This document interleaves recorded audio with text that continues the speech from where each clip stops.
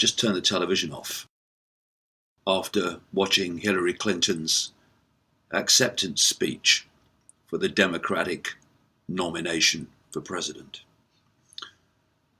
Apart from the clothes she was wearing and the fact that she's female, I could have been watching the Republican convention from a few days ago when Donald Trump made his acceptance speech for the Republican nomination. And when you watch the childlike nature of the people in the convention halls,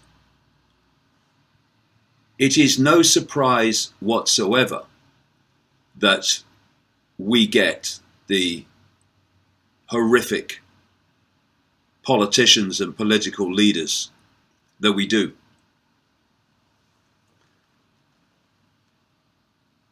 They sit there, stand there, cheering in all the right places. Actually, if they did any research, all the wrong places.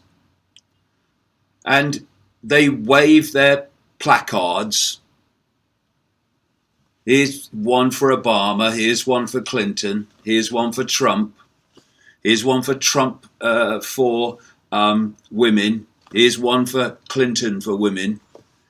And then you have the directors of the television coverage, which is supposed to be impartial, cutting up all these images just at the right point in the speech.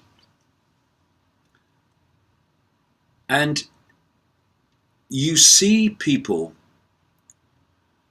election after election, lied to by professional liars and professional psychopaths, telling them what they want to hear, knowing full well that whether Republican or Democrat, once the cheering dies down and someone's elected to office, whichever party it is, they will go on doing what their corporate and hidden hand masters tell them to do and fund them to do. And we have had some little chinks of light, a sign that some people are starting to get just some of it in the supporters of Bernie Sanders and the way that they have rejected Hillary Clinton. And I'll come to that later. It's not anything as far as we need to go in understanding how it all works, but it's a start. And so we have, and I've been researching the Clintons since the mid-1990s. We have the personification of political mendacity and political corruption. We have someone whose political career, not least as Secretary of State under Obama, has been catastrophic for so many people, not least people with brown faces in the Middle East. We have the Clintons up to their neck in financial corruption. We have them with a stream of unexplained deaths of people over decades who, in some way or other, threatened their, it's not the right word, but I'll use it, reputation. And right up to this speech today, we have had email leaks showing that the establishment of the Democratic Party, not least led by the chairwoman now resigned because of it, Wasserman Schultz, systematically conspiring to undermine Bernie Sanders' campaign so that the chosen one, Clinton, can get in. And Clinton, as usual, with all these scandals decade after decade, says, I didn't know it was going on. But what does she then do? She appoints Wasserman Schultz as honorary head of her presidential election campaign.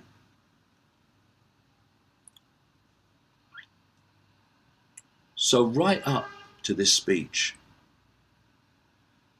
still more confirmation of Clinton's corruption, which is, in her case and her husband's case, genetic.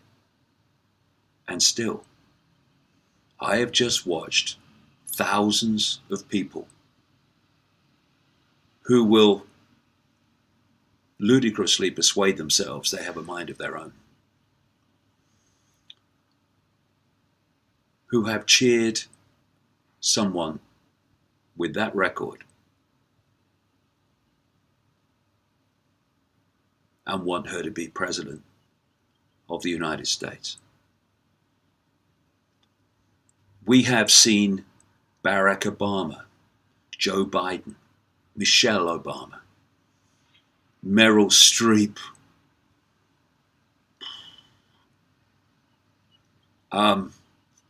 clueless celebrities for Hillary.com, by the way. Chelsea Clinton. All of them standing up and eulogizing. Oh, Bill Clinton, of course. Eulogizing over this godlike, goddess-like figure of sobriety, truth and honesty. When they all know what I know about, well, Meryl Streep apart, clueless celebrities for Hillary.com. They all know what I know about her background and the true nature of who she is. Hillary cares for children. Well, they should read books like Transformation of America by a former mind-controlled slave of the American military stroke government stroke intelligence community. And see, going way back decades, what Hillary Clinton was up to then, what Bill Clinton was up to then, how close, fundamentally close, they are to the Bush family as supposed to be political opponents. They should read whistleblowers' books. They should read, if they want to know, my book from the mid-1990s, And the Truth Shall Set You Free, and The Biggest Secret that followed, and see how the Clintons and the Bushes were running drugs through the Mena airstrip in Arkansas during the Iran-Contra scandal, and when Bill Clinton was governor for Arkansas. They should see what a farce it all is. Are you listening, Meryl? What do you know about Hillary Clinton? Well, she's a woman and I'm a woman. What more do you need to know? Because the fact that she's a woman is irrelevant. It's not whether you're a man or a woman or black or white. It's the content of your character, as Martin Luther King said. And so this attempt to elect Hillary Clinton as president is not about electing the first woman president. It's about electing the first female asset of the hidden hand and the corporate networks that up to this point have been controlling the men in the White House. The outcome for women, the outcome for children, the outcome for America and the world is not going to change because Hillary Clinton's a woman. It would change if Hillary Clinton was a woman not connected to the hidden hand. But she is, and so nothing will change. She will, if we let her do it, and she becomes president, she will take the world into World War III with the West pitched against Russia, China. Because that's the plan. And she will do anything to advance the plan because she is completely and utterly controlled by those that direct the plan. She said in her speech just now how she'll take on the banks and take on the corporations. What? You mean the ones funding her to a limitless amount so that she will become president to represent their interests? Hillary, Hillary. It's extraordinary. And Bill Clinton and Chelsea Clinton talking about their wonderful family life and their Bill Clinton and their life together. Anyone even fractionally close to the Clintons who's done a modicum of research into the Clintons knows that it's a marriage of convenience for both of them. They go off, do their own thing. But, oh no, it's the Clintons. It's a marriage of convenience. That's all it is. I mean, Bill will be rubbing his hands now about all the money they can make selling privilege to the highest bidder if they get in that White House. Just like they did before when he was in. What a joke it all is. And then we come to Trump. I watched Trump's speech at the Republican convention. And I watched the crowd with the banners and the sticks. And I watched how they reacted to him. Exactly the same as people just reacted to Hillary Clinton. When I was watching the Trump speech last week, I looked at the scene, and it could have been Barack Obama when he was accepting the nomination of the Democrats. They call them different names, Republican Democrats, but the mentality of the crowd is just the same. They are looking for a Messiah to save them. And last time with Obama, it was the first black president. Oh, the Messiah. Well, that worked out well for black people, didn't it? What's he done for them? Nothing. And now we're talking about the first woman president with Clinton. What will she do for women? The same. Because they're both serving not women, not black people, but their hidden hand. And so I was looking at Trump, and he was going to make America great again. He was going to take on corporate interests. Why? Because that's what people want to hear, just like with Clinton.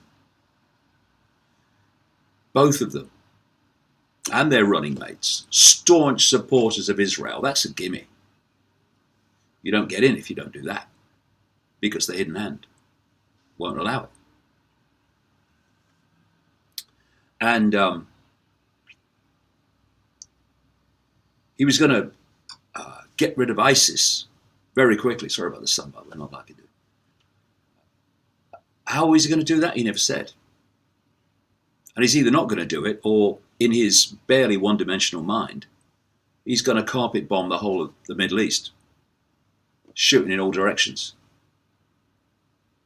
He was going to stop trade agreements like the Trans-Pacific Partnership and the Transatlantic Trade and Investment Partnership, which are really bad for people, but great for corporations. And then he takes on a running mate, Mike Pence, who is for all of it, who stands for everything that Trump says he doesn't stand for. Same with this Tim Kaine, this running mate of Clinton. His record: support banking regulation, support the trade agreements. All the things she's saying, oh no, we'll take that on. And the whole thing is so unbelievably simple. and it works every time. You tell people what they want to hear to get elected, and then you do what you were always going to do because that's what the hidden hand and your corporate masters are insisting that you do in return for their support.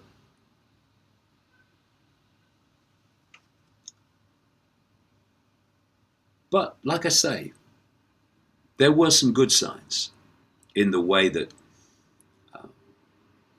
Bernie Sanders supporters made their feelings very clear in the way that their campaign was systematically undermined by the very Democratic Party establishment that's supposed to have been there to ensure a fair election.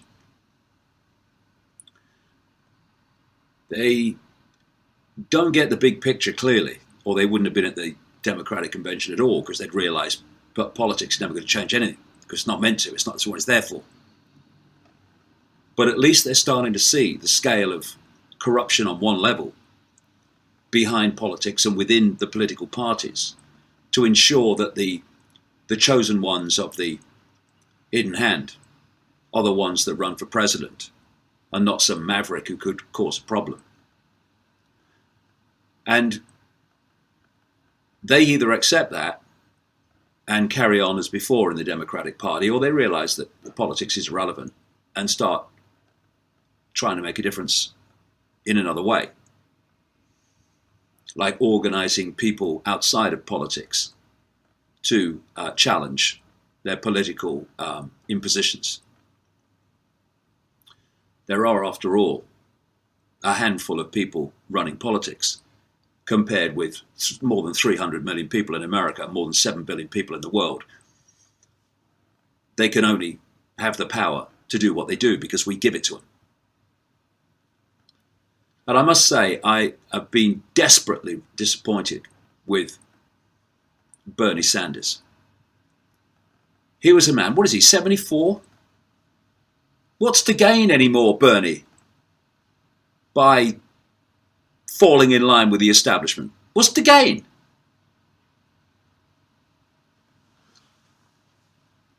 He had confirmation through these emails, he must have known before anyway, that there was a concerted campaign and conspiracy to stop him getting the nomination, no matter what support he had, because Hillary was the chosen one. And then it has all this confirmation with the emails, like I say. And even then, he falls into line, plays the game, says support Hillary Clinton, announces her nomination, etc., in the hall. You know, the point has come, if anything's going to change, where people have to start doing what is right and stop doing what they think is the done thing. Bernie Sanders had the opportunity to make a fantastic difference. He could have said, having looked at the choices we've got, there is no choice in my opinion. So therefore I cannot nominate Hillary Clinton. And I cannot support Donald Trump. So I'm stepping back and letting people decide for themselves. That would have made a massive, massive statement in terms of showing the system for what it is, corrupt, and what political choice is for what it is, an illusion. But instead, he plays the game and leaves it to his supporters to try to make those points. So I hope the penny's starting to drop with more and more people. I kind of know it is going around Australia. I feel that happening here and in other places. The understanding that politics is going to change anything. It's not going to change anything. We need to come together as people outside the political system and start refusing to cooperate with it.